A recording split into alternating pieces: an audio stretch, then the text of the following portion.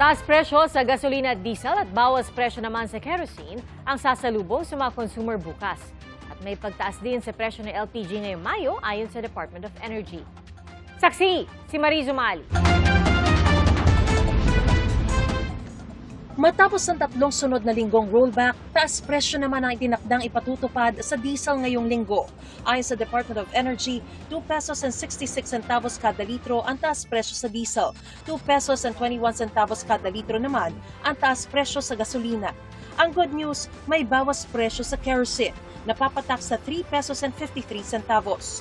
Sa LPG naman inaasahan magtataas presyo ng 1 peso and 22 centavos kada kilogram o 13 pesos and 42 centavos kada 11 kilogram na tangke. Gayunman, may mga kumpanya ng LPG na nagpatupad ng rollback. Ayon sa DOE, hindi maaaring magpatupad ang mga oil company ng presyong mas mataas sa itinakdang adjustment ng kagawaran, pero maaari sila magpataw ng mas mababang presyo. Ang pagmahal ng diesel at gasolina dahil daw sa pagtaas ng global oil prices na hanggang $8 kada bariles, pagmahal ng freight at insurance costs, at paghina ng piso kontra dolyar.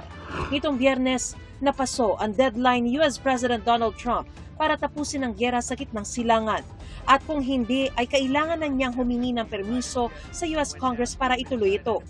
Sa ilalim ng US Constitution, Kongreso lang at hindi ang US President ang pwedeng magdeklara ng giyera.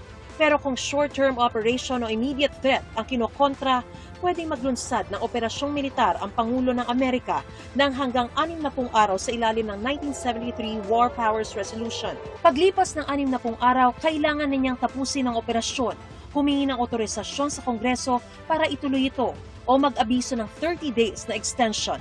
Sa isang sulat sa mga pinuno ng US Congress nitong Biyernes, sinabi ni Trump na mula raw nang ianunsyo ang tigil putukan noong April 7, hindi na nagkaroon ng palitan ng pag-atake sa pagitan ng Iran at Amerika.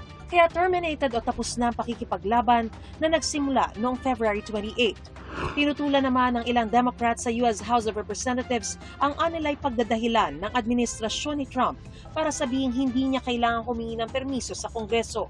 Tuloy pa rin daw ang sigalot at partikular na ipinunto ang naval blockade na magkabilang panig na gumagamit ng puwersang militar. Dapat na raw magbotohan ang US Congress para tapusin ang giyera. Sa gitna nito, inanunsyo ni Trump ang anyay Project Freedom para tulungang makalabas ang mga barkong na-trap sa Strait of Hormuz. Sinigunduhan ito ng US Central Command, sabay giit na tuloy ang kanilang naval blockade sa mga pantalan ng Iran. Nagbabala naman ang Iran sa puwersa ng Amerika na atakihin sila kung lalapit o papasok sa Strait of Hormuz. Ayon sa Iranian media, pinaatras umano ng Iran ang isang US warship na papasok umano sa Strait. 2 missile umano ang tumama sa barko, bagay na itinanggi ng Amerika. Ako si Mariz Umali, ang inyong saksi.